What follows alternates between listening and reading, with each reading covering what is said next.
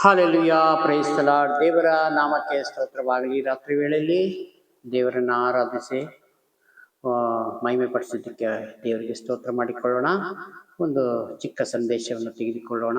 ಮತ್ತಾಯನ ಬರೆದ ಸುವಾರ್ತೆ 22ನೇ ಅಧ್ಯಾಯ 36ನೇ ವಾಕ್ಯವಾಗಿದೆ.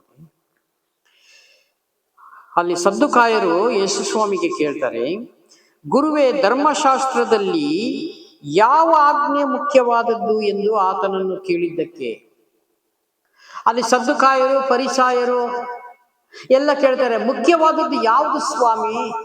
ನಮಗೆ ನೀವು ತೋರಿಸಿಕೊಡು, ನನಗೆ ಪ್ರಕಟ ಮಾಡು. ಹಲ್ಲೆಲೂಯಾ. ಯೇಸು ಸ್ವಾಮಿ ಬಳಿಗೆ ಬಂದು ಇವರೆಲ್ಲ ಕೇಳುವಾಗ ಅವಾಗ ದೇವರು ಹೇಳ್ತಾರೆ, ಆತನ ಕೇಳಿದ್ದಕ್ಕೆ ಆತನು, ನಿನ್ನ ದೇವರಾದ ಕರ್ತನನ್ನು ನಿನ್ನ ಪೂರ್ಣ ಹೃದಯದಿಂದಲೂ, ನಿನ್ನ ಪೂರ್ಣ ಪ್ರಾಣದಿಂದಲೂ, ನಿನ್ನ ಪೂರ್ಣ ಬುದ್ಧಿಯಿಂದಲೂ ಪ್ರೀತಿಸಬೇಕೆಂಬುದೇ ಆಜ್ಞೆ ಮುಖ್ಯವಾದದ್ದು. ಹಲ್ಲೆಲೂಯಾ. ಪೂರ್ಣ ಬುದ್ಧಿ, ಪೂರ್ಣ ಪ್ರಾಣ, ಈ ಅರ್ಧಂಬರ್ಧಕ್ಕೆ ಅಲ್ಲ. ಸುಮ್ಮನೆ ಬರೀ ಬಾಯಿ ಮಾತಿನಿಂದ ನಮ್ಮ ಪ್ರಾರ್ಥನೆಗಳು ಹೋಗುವುದಿಲ್ಲ ಅಂತ ನೇರವಾಗಿ ಸ್ವಾಮಿ ಹೇಳ್ತಾರೆ. ನಿನ್ನ ಪೂರ್ಣ ಬಲದಿಂದ, ನಿನ್ನ ಪೂರ್ಣ ಶಕ್ತಿಯಿಂದ ದೇವರನ್ನ ನಂಬಿರಿ, ಪ್ರಾರ್ಥನೆ ನಂಬಿರಿ, ವಾಕ್ಯವನ್ನು ನಂಬಿರಿ, ವಾಕ್ಯವನ್ನು ಓದಿರಿ, ವಾಕ್ಯವನ್ನು ಧ್ಯಾನಿಸಿರಿ. ಹಲ್ಲೆಲೂಯಾ. ಆವಾಗ ಸತ್ಯಾರ್ಥವನ್ನು ದೇವರು ಪ್ರಕಟ ಮಾಡ್ತಾರೆ. ಹಲ್ಲೆಲೂಯಾ. ಅದಕ್ಕೆ ದೇವರು, ನಾನು ಆತ್ಮದಲ್ಲಿ ಆರಾಧಿಸುವ ದೇವರನ್ನ ನಾವು ಸ್ತುತಿ ಮಾಡ್ಬೇಕಾಗಿದೆ. ಯಾಕೆಂದ್ರೆ ದೇವರ ಆತ್ಮ ಸ್ವರೂಪನಲ್ವೇ. ನಾನು ಆತ್ಮಸ್ವರೂಪನು ಆತ್ಮದಲ್ಲಿ ಆರಾಧಿಸಬೇಕಾಗಿದೆ. ನಮ್ಮ ಆತ್ಮದಿಂದ ಆರಾಧಿಸಬೇಕಿದೆ. ಹಲ್ಲೆಲೂಯಾ. ಸ್ತುತಿ ಪದಗಳೆಲ್ಲ ಬಾಯಿಂದ ಬರ್ತದೆ, ಆದರೆ ಅದು ಎಲ್ಲಿಂದ? ಒಳಗಿಂದ ಬರಬೇಕು, ನಮ್ಮ ಆತ್ಮದಿಂದ ಬರಬೇಕು. ಹಲ್ಲೆಲೂಯಾ. ಇದು ದೇವರು ಕೇಳ್ತಾರೆ. ಬರೀ ಬಾಯಿ ಮಾತಿನಿಂದ ಯಾವುದು ಎಲ್ಲಿಗೂ ಹೋಗುವುದಿಲ್ಲ, ಪರಲೋಕ ರಾಜ್ಯ ಸೇರುವುದಿಲ್ಲ. ಇದೆಲ್ಲ ನಮ್ಮ ಪರಲೋಕಕ್ಕೆ ನಮ್ಮ ಪ್ರಾರ್ಥನೆ ಮನವಿಗಳು ಬರೀ ಬಾಯಿ ಮಾತಿನಿಂದ ಸೇರುವುದಿಲ್ಲ. ನಾವು ಮಣ್ಕಾಲು ಹಾಕಿ, ನಾವು ಕಣ್ಣೀರಿಟ್ಟು ಪ್ರಾರ್ಥನೆ ಮಾಡಿ, ನನ್ನ ಕುಟುಂಬಕ್ಕೆ ಬೇಕಾಗಿದ್ದ ರಕ್ಷಣೆ ಕೊಡು, ನನ್ನ ಕುಟುಂಬಕ್ಕೆ ಬೇಕಾಗಿದ್ದ ಸಹಾಯವನ್ನು ಮಾಡು ದೇವರೇ. ಈ ರೀತಿಯಾಗಿ ಯಾರು ನಾವು ಮನಪೂರ್ವಕವಾಗಿ ದೇವರನ್ನ ಹುಡುಕುತ್ತೀವೋ ಅವರು ದೇವರನ್ನ ಕಂಡುಕೊಳ್ಳುತ್ತಾರೆ. ಪ್ರಿಯ ಸಹೋದರ, ಅದಕ್ಕೆ ಏನ್ ಹೇಳ್ತಾರೆ? ಆತ್ಮದಿಂದಲೇ ನೀನು ಆರಾಧಿಸಬೇಕು. ಹಲ್ಲೆಲೂಯಾ. ಕೆಳಗಡೆ ಹೇಳ್ತದೆ, ನಿನ್ನ ಪೂರ್ಣ ಬುದ್ಧಿಯಿಂದಲೂ ಪ್ರೀತಿಸಬೇಕು ಎಂಬ ಆಜ್ಞೆಯು ಮುಖ್ಯವಾದದ್ದು. ಹಲ್ಲೆಲೂಯಾ. ಆಮೇಲೆ 39ನೇ ವಚನ ಹೇಳ್ತದೆ, ಮತ್ತು ಮೊದಲನೆಯ ಆಜ್ಞೆ ಯಾವುದು ಸಮಾನವಾದ ಎರಡನೇ ಆಜ್ಞೆ ಇದು ಒಂದು ಉಂಟು, ಅದು ಯಾವುದೆಂದರೆ ನಿನ್ನ ನೆರೆಯವರನ್ನು ನಿನ್ನಂತೆ ಪ್ರೀತಿಸಬೇಕು ಎಂಬುದೇ ಎರಡನೆಯ ಆಜ್ಞೆ. ಈ ಎಲ್ಲಾ ಧರ್ಮಶಾಸ್ತ್ರಕ್ಕೂ ಪ್ರವಾದನೆ ಗ್ರಂಥಕ್ಕೂ ಆಧಾರವಾಗಿದೆ. ಹಲ್ಲೆಲೂಯಾ. ನಿಮ್ಮ ನೆರೆಯವರನ್ನು ನಿಮ್ಮಂತೆ ಪ್ರೀತಿಸಬೇಕು. ಸ್ವಲ್ಪ ವೈಮನಸ್ಸಾಗಿದ್ರೆ ನಾವು ಮಾತು ಬಿಡ್ತೇವೆ. ಹಲ್ಲೆಲೂಯಾ. ಇದು ದೇವರ ಜನರಿಗೆ ಅಲ್ಲ, ದೇವರ ಮಕ್ಕಳಿಗೆ ಅಲ್ಲ.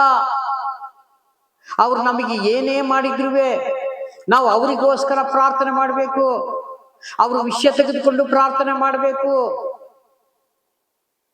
ಅವ್ರ ಹತ್ರ ಮಾತಿನಲ್ಲಿ ನಾವು ಏನಾರ ತಪ್ಪಾಗಿದ್ರೆ ಅದನ್ನ ಕ್ಷಮಾ ಕೇಳಬೇಕು. ಹಲ್ಲೆಲೂಯಾ. ಅದಕ್ಕೆ ನಿನ್ನ ಕಾಣಿಕೆಯನ್ನು ಯಜ್ಞವೇದಿಯ ಮುಂದೆ ಇಟ್ಟುಬಿಟ್ಟು ಹೋಗಿ ನಿನ್ನ ಸಹೋದರನ ಹತ್ರ ಒಂದಾಗಿ ಬಾ. ಹಲ್ಲೆಲೂಯಾ. ಇಲ್ಲಾಂದ್ರೆ ನೀನ್ ಕಾಣಿಕೆ ಕೊಡುವುದು ವೇಸ್ಟ್, ದಶಂಭಾಗ ಕೊಡುವುದು ವೇಸ್ಟ್, ಇನ್ನೊಬ್ರಿಗೆ ಪ್ರಾರ್ಥನೆ ಮಾಡುವುದು ವೇಸ್ಟ್, ಎಲ್ಲ ವೇಸ್ಟ್. ಹಲ್ಲೆಲೂಯಾ. ಎಲ್ಲ ಧರ್ಮಶಾಸ್ತ್ರಕ್ಕೂ ಪ್ರವಾದನ ಗ್ರಂಥಕ್ಕೂ ಎಲ್ಲ ಸರಿಸಮ ಅಂತ ಹೇಳ್ತಾರೆ ದೇವರು. ನೀನು ಪೂರ್ಣ ಪ್ರಾಣದಿಂದ, ಪೂರ್ಣ ಶಕ್ತಿಯಿಂದ, ಪೂರ್ಣ ಬಲದಿಂದ ದೇವರನ್ನ ಹೇಗೆ ಮಹಿಮೆ ಪಡಿಸ್ತೀಯೋ ಅದೇ ರೀತಿಯಾಗಿ ಈ ಎರಡು ಆಜ್ಞೆಗಳು ಸಮವಾಗಿದೆ.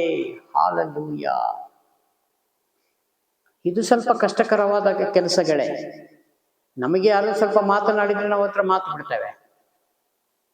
ಇಲ್ಲೆಲ್ಲೂ ಬರ್ದಿಲ್ಲ ಆ ರೀತಿ. ಎಲ್ಲ ಮಾಡಿ 99 ಭಾಗ ಹೋಗಿ 1 ಭಾಗ ನಾವು ಫೇಲ್ ಆಗಿದ್ರೆ ಏನು ಉಪಯೋಗ? ಲೋಕವೆಲ್ಲ ಸಂಪಾದನೆ ಮಾಡಿಕೊಂಡು ನಿನ್ನ ಆತ್ಮ ನಷ್ಟ ಮಾಡಿಕೊಂಡ್ರೆ ನಿನಗೇನು ಲಾಭ, ನಿನಗೇನು ಪ್ರಯೋಜನ? ಹಲ್ಲೆಲೂಯ. ಅದಕ್ಕಾಗಿ ದೇವರು ಕರೆದದ್ದಲ್ಲ. ಯೇಸು ಸ್ವಾಮಿ ಭೂಮಿ ಮೇಲೆ ಏನು ಮಾಡಿ ಹೋಗಿದ್ದಾರೋ, ಯಾವ ರೀತಿ ಅದ್ಭುತ ಕಾರ್ಯ ಮಾಡಿ, ಯಾವ ರೀತಿ ಸಹಿಸಿಕೊಂಡು, ಕೈಗೆಲ್ಲ ಮಳೆ ಓಡಿಸಿಕೊಂಡು, ಮುಳ್ಳಿನ ಕಿರೀಟ ಧರಿಸಿಕೊಂಡು, ಹೇಗೆ ಈ ಭೂಮಿ ಮೇಲೆ ಒಂದು ಪ್ರಾಣವನ್ನ ಬಿಟ್ಟು 3ನೇ ದಿನ ಎದ್ದು ಬಂದರೋ, ಅಂತ ದೇವರನ್ನ ಸೇವಿಸುವಂತವರು ನಾವು ನೀವು, ಪ್ರಿಯ ಸಹೋದರ ಸಹೋದರಿ. ಹಲ್ಲೆಲೂಯ. ಈಗ ನಾನು ಹೇಗೆ ಈ ಭೂಮಿ ಮೇಲೆ ಮಾಡಿದ್ದೀನೋ ನೀವು ಅದೇ ಪ್ರಕಾರ ಮಾಡಿ. ನನ್ನ ನಾಮದಲ್ಲಿ ಹೋಗಿ ಅನೇಕ ಕಡೆ ಶುಭ ವರ್ತಮಾನ ಸಾರಿರಿ, ಸುವಾರ್ತೆ ಸಾರಿರಿ, ಮುಳುಗಿ ದೀಕ್ಷಾ ಸ್ಥಾನ ಮಾಡಿಸಿರಿ. ಹಲ್ಲೆಲೂಯ. ನಂಬದೆ ಹೋದವರಿಗೆ ನೀವೇನು ತಲೆ ಕೆಡಿಸ್ಕೋಬೇಕು. ದೇವರ ವಾಕ್ಯವನ್ನು ಅವರಿಗೆ ಪ್ರಕಟ ಮಾಡಿಕೊಂಡ್ರಿ. ಹಲ್ಲೆಲೂಯ. ಇದು ದೇವರು ಹೇಳುವಂತಹ ಮಾತಾಗಿದೆ. ಇದು ದೇವರ ಆತ್ಮದಲ್ಲಿ ಪ್ರತಿಯೊಬ್ಬರಿಗೂ ನುಡಿಸುವಂತ ಒಂದು ಸಂದೇಶವಾಗಿದೆ. ಹಲ್ಲೆಲೂಯ. ಇದು ಯಾರು ನಾವು ಈ ರೀತಿಯಾಗಿ ನಾವು, ಅದಕ್ಕೆ ದೇವರ ವಾಕ್ಯ ಹೇಳ್ತದೆ, ನಮ್ಮನ್ನು ನಾವು ತಗ್ಗಿಸಿಕೊಳ್ಬೇಕು. ಹಲ್ಲೆಲೂಯ. ನಮ್ಮನ್ನ ಎಷ್ಟು ನಾವು ತಗ್ಗಿಸಿಕೊಳ್ತೀವೋ ಕರ್ತನಲ್ಲಿ ಅಷ್ಟೇ ಹೆಚ್ಚಳ ಪಡುವಂತವರಾಗಿದ್ದೇವೆ. ಅದಕ್ಕೆ ಕಡೆಯವನು ಮೊದಲನೇವನಾಗ್ತಾನೆ, ಮೊದಲನೆಯವನು ಕಡೆಯವನಾಗುತ್ತಾನೆ. ಹಲ್ಲೆಲೂಯ. ಇದು ದೇವರು ಈ ರೀತಿಯಾಗಿ ನಡೆಸುವಂತ ಕಾರ್ಯವಾಗಿದೆ. ಹಲ್ಲೆಲೂಯ. ಹಾಗಾಗಿ ಈ ಕೊಟ್ಟಂತಹ ಸಂದೇಶಕ್ಕಾಗಿ ಸ್ತೋತ್ರ. ನಾವೆಲ್ಲ ಒಂದು ದೇವರಲ್ಲಿ, ಏಕೆಂದ್ರೆ ಪ್ರತಿಯೊಂದು ವಿದ್ಯಾಭ್ಯಾಸ ಮಾಡ್ಬೇಕಾದ್ರೆ ನಮಗೆ ಸ್ಟಾರ್ಟಿಂಗು ಏನೂ ಗೊತ್ತಿರಲ್ಲ.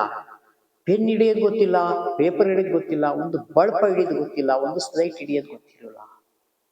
ಆಮೇಲೆ ಅದರಲ್ಲಿ ನಾವು ಅನುಭವ ಪಟ್ಟುಕೊಂಡು ನಮ್ಮ ಒಂದು ವಯಸ್ಸು ತಕ್ಕ ಹಾಗೆ ಬೆಳೀತಾ ಬಂದು ಎಜುಕೇಶನ್ ಅಲ್ಲಿ ಹೇಗೆ ಮುಂದೆ ಬರ್ತೀವೋ ಅದೇ ರೀತಿಯಾಗಿ ದೇವರ ವಾಕ್ಯದಲ್ಲೂ ಅದೇ ರೀತಿಯಾಗಿ ಬೆಳೆದು ಬಂದ್ರಿ ಅಂತ ದೇವರ ಆಸೆ ಚಿತ್ತವಾಗಿದೆ. ಎಲ್ಲರೂ ಪರಲೋಕ ರಾಜ್ಯ ಸೇರ್ಬೇಕು ಎಂಬುದ ಕರ್ತನ ಆಸೆಯಾಗಿದೆ, ಚಿತ್ತವಾಗಿದೆ. ಹಲ್ಲೆಲೂಯ. ಅದ್ರ ಪ್ರಕಾರನೇ ನಾವೆಲ್ಲ ಜೀವಿಸಬೇಕಾಗಿದೆ, ಪ್ರಿಯ ಸಹೋದರ ಸಹೋದರಿ. ಹಾಗಾಗಿ ಕೊಟ್ಟಂತ ಸಂದೇಶಕ್ಕಾಗಿ ಸ್ತೋತ್ರ ಮಾಡಿಕೊಂಡು ಚಿಕ್ಕ ಪ್ರಾರ್ಥನೆ ಮಾಡಿ ಮುಕ್ತಾಯ ಮಾಡೋಣ. ಪ್ರೀತಿ ಸ್ವರೂಪನಾದ ದೇವರೇ, ಮಾನವ ಕುಲಕ್ಕೆ ಶ್ರೇಷ್ಠವಾದ ದೇವರೇ, ಆಕಾಶ ಭೂಮಿ ಅಳೆದೋಗ್ಬೋದು, ನಿಮ್ಮ ಮಾತು ನಿಮ್ಮ ವಾಕ್ಯ ವಚನ ಒಂದು ಅಳಿಯುವುದಲ್ಲ. ಇದು ಸೇನಾಧೀಶ್ವರನಾದ ಯೆಹೋವನ ನುಡಿಯಾಗಿದೆ. ತಂದೆಯಾದ ದೇವರೇ, ವಿಡಿಯೋ ಮುಖಾಂತರ ನೋಡುತ್ತಾ ಪ್ರತಿಯೊಂದು ಕುಟುಂಬಗಳನ್ನ ನೆನೆಸಿ ನಿಮ್ಮ ಕರಗಳನ್ನು ಧರಿಸ್ಕೊಳ್ತೀನಿ. ಪ್ರಾರ್ಥನೆ ಕೇಳಕ್ಕಾಗಿ ಸ್ತೋತ್ರ. ಯೇಸುನಾಮದಲ್ಲಿ ಬೇಡಿದ್ದೇನೆ ಪರಲೋಕ ತಂದೆ. Amen. Amen. Praise the Lord. ದೇವರೆಲ್ಲರೂ ಆಶೀರ್ವದಿಸಲಿ. ಆಮೆನ್.